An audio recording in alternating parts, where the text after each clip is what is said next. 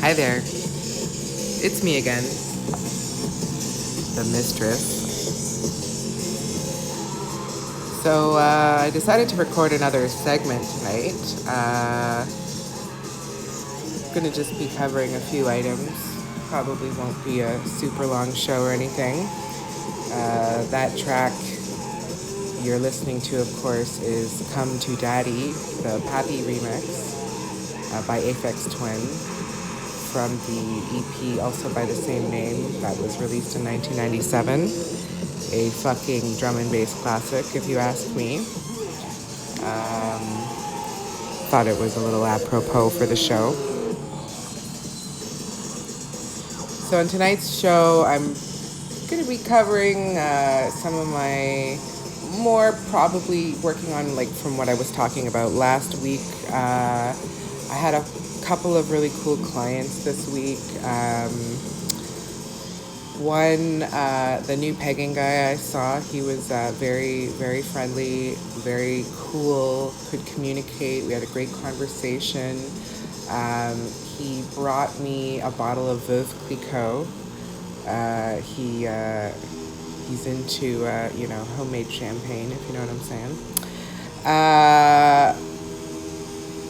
And it was really nice. We just got to know each other, our kinks, our background in the community, and it was just honestly as a social event as much as it was anything else. It was great, and I really treasure when I make contacts like that, because I really don't like the whole one-off kind of thing. I mean, yeah, I get that's how full-time pros make a living, and I respect that. I mean, we all got to do what we got to do. But I'm pretty picky when it comes to who I'll actually take on as a submissive. And this guy definitely fit a lot of my stricter criteria and preferred criteria too, which was nice. Very generous, very accommodating.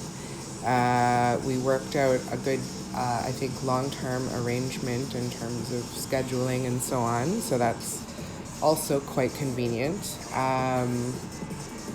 It's funny, he seemed to go on and on and on about predicaments and how much he liked predicaments and being mind-fucked and so on. And for those of you who may or may not be familiar with the concept of mind-fucking in the BDSM sense, it's basically, having the Dom, or rather the Dom having you believe that they're going to do something to you really awful that you don't want them to do,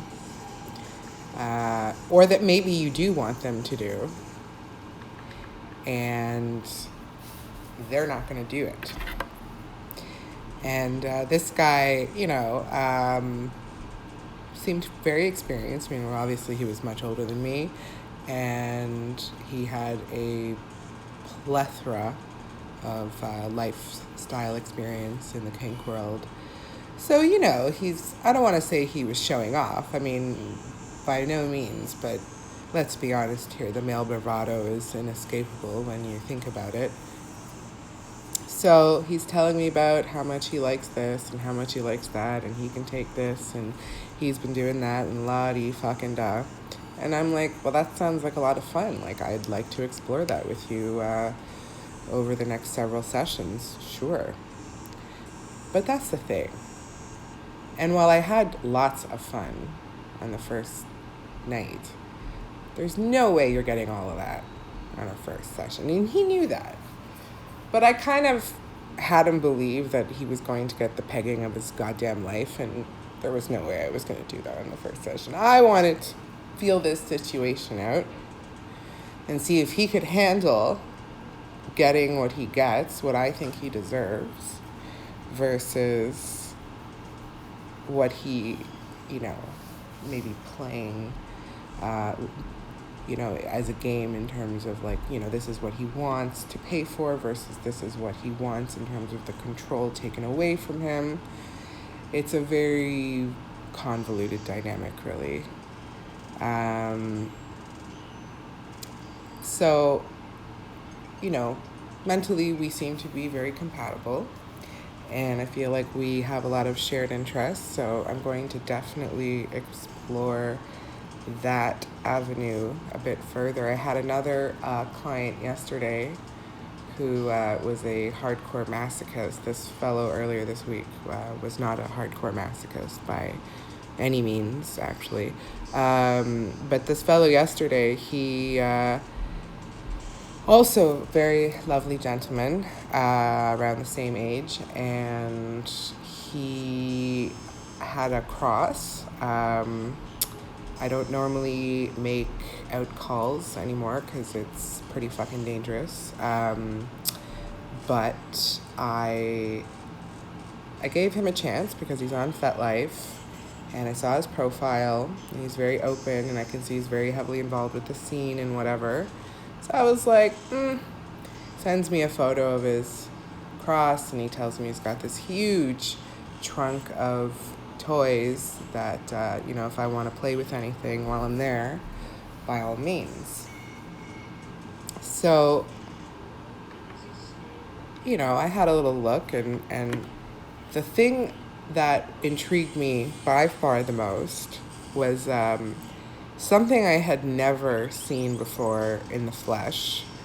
And it was just like out of this world. And as someone who loves anything retro, it was just amazing. So to get to the point, this guy had, I kid you not, a fucking hazing paddle, an initiation paddle, for an American university. I don't know which one because it doesn't say on the paddle itself, but it does have like these brass plaques affixed to it, with like members' names and shit and what years they attended the school.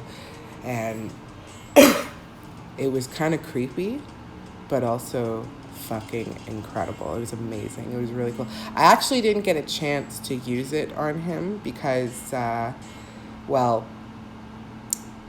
like he had been telling me while we were chatting beforehand, it's been a while since he had done some play. He was recovering from some health issues, and and there's no shame in that. I mean, that's my fucking bread and butter right there, is retraining subs who have had a lot of experience overall, but perhaps are not at a point currently in their lives where they, can handle, say, the fucking hard playing that they could handle when they were much younger. And that's fine. That's cool. But they perhaps want to work up to it, train with a particular dom long term that they can trust. And I'm always flattered when they feel that I am that particular dom that can help them get back to the submissive that they once were before they were facing a particular health challenge. And it really means a lot to me when I can establish that trust, and it feels good because it makes me feel like I'm giving back to them in a way as well. This goes back onto my whole wellness promotion sort of business model, in that as much as this is a domination service, I should provide a certain measure of care because, for one, I don't want anyone to get significantly injured. I don't want any complications to arise from activities in a session. If I notice that you're not doing too hot, but you keep saying, no, we're going to keep going.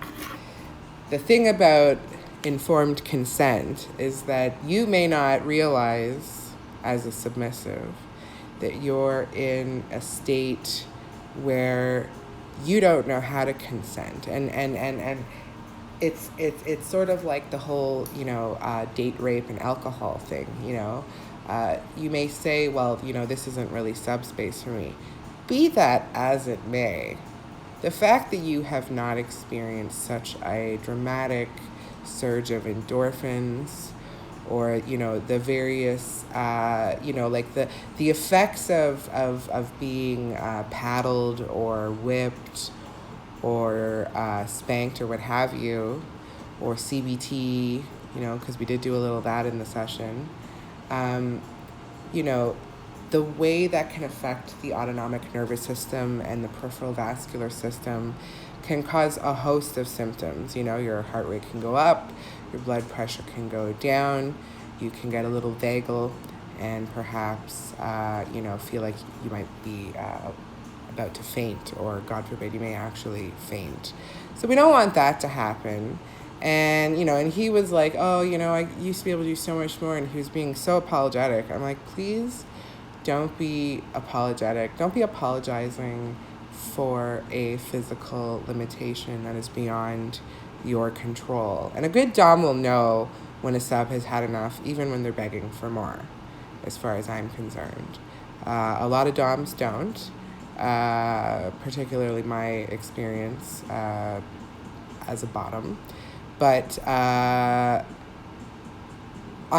like to let up before I feel like something bad could happen, potentially.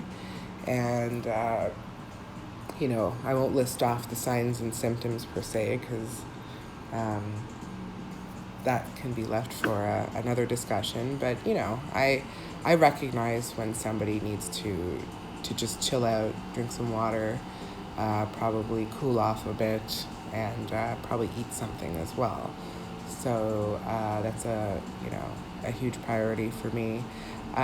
It's interesting because in regards to consent, both these fellows actually were very nice. The guy brought me the champagne that I wanted, and he was okay with me sipping on it in our session. And I said, listen, I understand that some people want absolutely no intoxicants involved, and I completely respect and understand that. I don't particularly like to engage in drinking and play, but I don't like to go overboard either. And he was okay with that. And then this other fellow, he was like, would you like a glass of wine, goddess? And I was like, sure. And he had one with me, and I saw him pour it, and it was lovely. It was quite tasty and refreshing. He had very good taste, and we both sipped on a few glasses of wine over the course of our session, and it was wonderful. I honestly can't complain. But that's not for everyone. Like for instance, I'm a chronic cannabis user. To me, I like to think of my cannabis use the way Frank Zappa thought of his cigarette use. To him, it was just like food. You just had to have it. It was a part of your life, and there was no coming or going. It was just there. And that is like cannabis to me. It helps me to deal with various medical issues, and it doesn't affect me the same way that it may affect someone, for instance, who only smokes on the weekends. So, I've had clients freak the fuck out when I'm like, well, I'm just going to have a little toke before we start. And they're like, oh, no. You can't be under the influence of drugs. And I'm like, okay, if you're not even 420 friendly, and by 420 friendly, I mean, you're not, okay with somebody else who uses, even if you yourself do not participate, like, this situation is not going to work out. And of course, I scared the guy away. I finished up we did do the session, but I never heard from him again. And I completely get it. It's fine. But you know what? There should have been a boundary that you listed when you listed all your other limits and hard limits before showing up. I don't advertise, oh, by the way, I'm going to be smoking dope in my dungeon, because I'm not going to be, like, smoking a blunt. I may have, like, one or two pulls off a one paper, like, chill the fuck out, everyone. So, that's a touchy subject. And I don't particularly like to mix alcohol into kink play. I think it's pretty unsafe. But it also depends on what you're doing. I mean, if the guy just wants water sports and a little bit of, pegging or what have you, it's really not that big of a deal. It's when you're doing, I think, things that involve more sadistic, impact play, anything with medical play or wax, hot wax, any of that stuff, anything that could potentially injure you, which I guess to an extent could include pegging. But let's be honest here, who hasn't had anal sex after a few drinks? And what can I say? Pegging is sort of like driving. You may or may not be better at it when you're drunk, but you certainly feel like you are. And if they like it, great. If they don't, well, then I won't drink again. But he wanted to bring it to me, so, I also requested it, but he followed through with it. So I don't see what the point was, because this was, in my opinion, an activity that was going on between two consenting adults. And that's the most important part, is we discussed it, and he even gave me a little feedback. He's like, any chance you can perhaps drink a little more water next time so it can be a bit more diluted? And I was like, sure, that's no problem. I get it. My piss was a little potent. Pretty much my body will turn a bottle of champagne into a dessert wine. But, it was great. It's great to have that open communication. So what else this week? I went out last night. I got a little tipsy. I was at the Taste of the Danforth with a friend. And, it was weird because, I had all my gear in my bag. And because I was coming from a client to visit my friend. And we kind of walked through there. And I'm like, my bag was kind of heavy, and I was just like, oh man, I just want to eat. But all the lineups were so brutal. So we just said, fuck it. And we walked down to Gerard and hit Little India and had us some tasty Indian buffet and some mango lassies. So that was quite lovely. So yeah.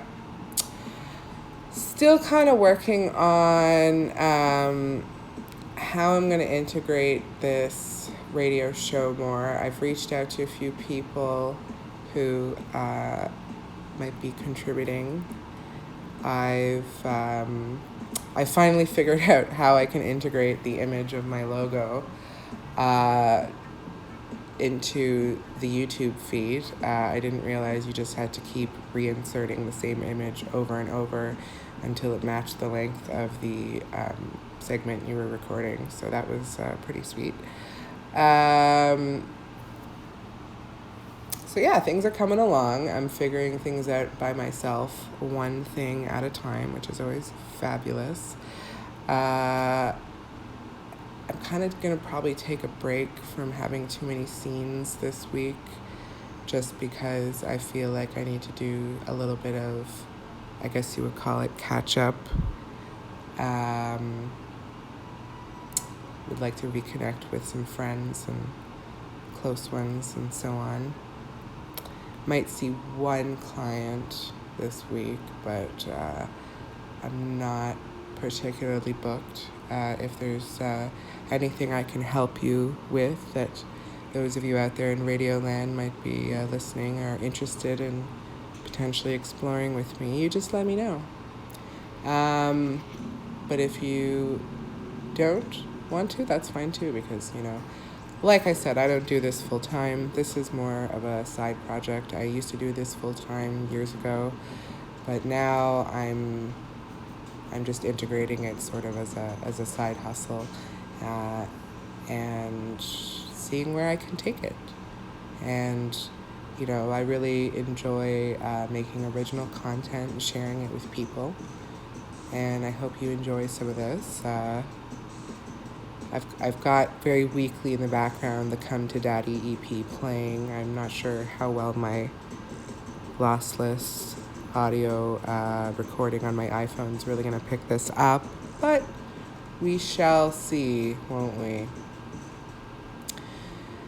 So, I think I'm going to cut it even shorter tonight. I don't have too many updates. I just wanted to give you, a nice little walkthrough of my little reflection of this week with the Mistress. And, I'm stoned. I'm running out of ideas. I'm only human. I'm not a professional radio talk show host, though my voice may tell you otherwise. That's just from years of using it in all the right ways that I've developed my projection and intonation and inflection and so on. So, with that being said, I'm going to wish you all a beautiful Sunday evening. I hope you all have a beautiful week ahead with lots of kinks and spanks and so on. And check me out on Patreon. I am Femme Douleur. You can also reach me on Snapchat by the same name if you'd like video domination or a chat with me to do consultation. You can also check me out on Twitter. I am also Femme Douleur. And on FetLife, of course. I am La Femme Douleur. Check me out there as well. Add me as a friend if you'd like. And keep listening to my radio show, because I have a feeling those of you who are listening, and I can tell some of you are, that you may be enjoying it. So that makes me really happy. You have pleased the Mistress.